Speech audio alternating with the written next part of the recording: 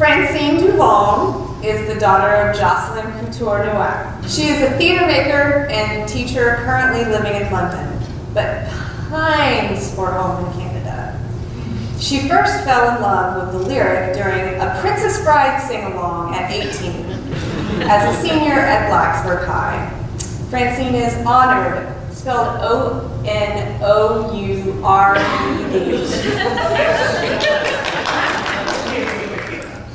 to share a story about her mom here at one of her favorite, spelled F-A-V-O-U-R-I-T-E,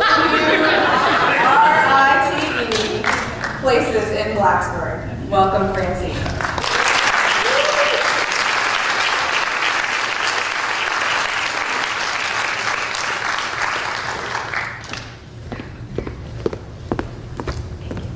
Thank you, Shannon, for that very detailed introduction. So, my mom, like many mothers, taught me a lot of things. Let's try to hold it. So my mom taught me many, many things. And the thing that keeps coming back to me over and over again is that learning is beautiful. And I think that we've seen that a lot tonight too, this afternoon.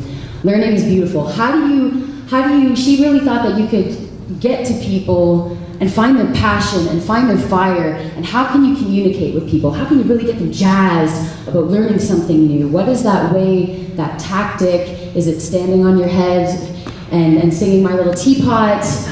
You know, is it not using red marker when you're grading your students' papers, which she would tell my teachers, don't do that, it is pedagogically incorrect. How do you do that? And I felt this from a very, very young age. From the first few times I went to school, my mom was there talking to my teachers, trying to find out how every moment I was in the classroom was going to be just as exciting as every moment I spent with her at home, exploring the world. So my kindergarten classroom, it's blue. It's this really nice, like soothing blue, but kind of electric too, because you're 6 and you want to do things, right? And Mrs. Scott is my kindergarten teacher, and she's got this long curly hair, and I just have these vague memories of my mom and her talking, and it's kind of high up, so I'm here and I'm looking at them, and I'm going, wow, learning. But it was fun because this Mrs. Scott, like my mom, let me paint suns that were purple. And she always encouraged me to ask questions. And there wasn't a lot of worksheets in my kindergarten classroom. There weren't a lot of lines, and if there were lines, we were encouraged to go out of them if we wanted to. And I feel very gifted for that experience as a child. And that continued with my grade 1 classroom with Mrs. Boudreau, and the walls in there were that really, not the walls, the curtains. The curtains were this really, really burnt orange, left over from late 1970s. And Mrs. Boudreau's bob was strawberry blonde, and it kind of matched it in this really lovely way. And I was learning how to make words with my pictures from kindergarten. And so all that painstaking time of how do you write a word, which can be a very formative thing. But because of my mom and Mrs. Boudreau talking, we started exploring what was a word? How did you use it? What did it sound like? Could you make the shape of a word? Like, is O like this? Like, how did you do that? How did you teach kids how to read, how to write, how to be excited about language?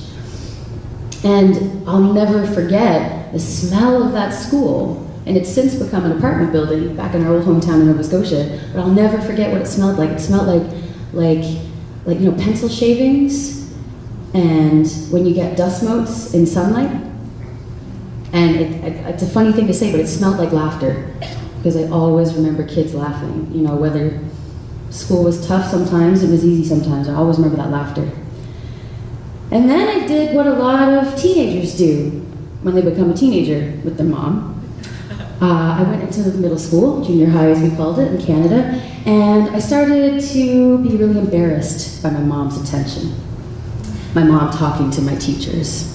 My mom saying, what are these, why is this all paper-based? My mother going into the principal's office because my French teacher has made 52 grammatical errors. Not me, that my teacher has made 52 grammatical errors on an exam that we wrote, and she wants to know what's going to be done about this. And I'm sitting there, terrified because I'm like, oh my God, all my friends are talking about the mom in the principal's office who was trying to get this teacher fired. But no, that really wasn't what she was trying to do, but people could sometimes misconstrue her passion. But she wanted to know what was going on and how we could make it better. And I was terrified of this. I'm a teenager, and oh my gosh, but also kind of proud because my mom was there talking about 52 grammatical errors. And then I got into high school and I started to really appreciate this gift. What is this beauty of learning? I became really attuned to the ways in which teachers were teaching me and how an open space was set up for exploration. So I would turn off. If a teacher wasn't engaging me, I knew the rules of how to get through the academic system and get an 80%, no problem, 90%. I was like, oh, this is how you do it. And I would turn off, and I would be off in my imagination, which is another gift my mother gave me, but that is another story. Because I would ask my physics teacher questions like, why is it that we use a certain formula to find out if a cannon is shooting out a cannonball, and we want to find out when it's going to impact that wall at what velocity across a certain amount of time, and my physics teacher just looked at me and said, because we do. So those are the classes I turned off in, and I just did the work I needed to do. And it was hard for my mom to come into my high school and help me out as much because I got a new little sister who was 10 years younger than me. And the beauty of learning just kept on coming because we moved to Blacksburg, and it was me and my mom now going into Kipps Elementary and talking to the teachers together. It was me and my mom going to field day and being chaperones. So we were doing it together, and I went, man, this is actually kind of fun. I like this. This is beautiful. And then, of course, it was university time, and Mom said, you're going to be a teacher. Teacher, you're gonna love it so much. It's gonna be so great. You're gonna be a teacher. I'm like, Mom, no.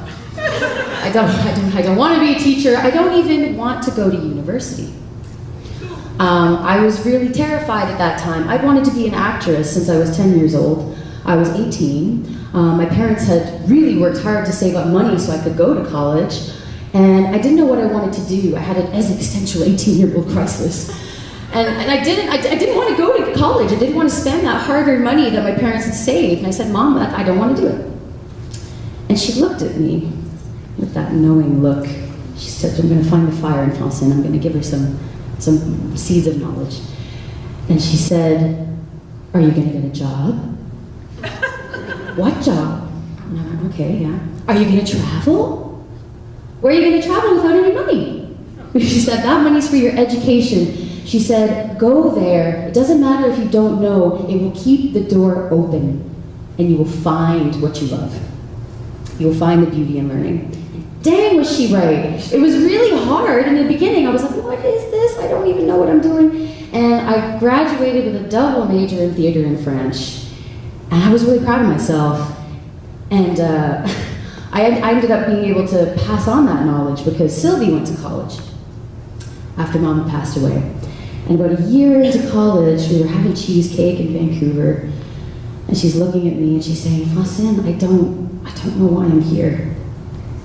I kind of followed high school, and I graduated from high school, and I'm here at UBC, and I love it. I love being in Vancouver. I love being with you. I love being at school, but I don't know what to do.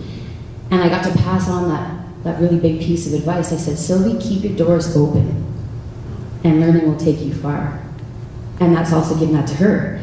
And of course, what was the first job I got out of university before doing my master's? Teaching. I ended up teaching drama to kids. I ended up falling in love with the communication I have with you when I'm on stage and the communication that I have with my students. Whether I'm teaching French, or teaching positive body image, or teaching ecology, or teaching computer coding, what else? I've used my drama skills to teach, not even to teach, to communicate with people the beauty of learning. And I will always do it, because that is where I find her. Every single time. Thank you so much.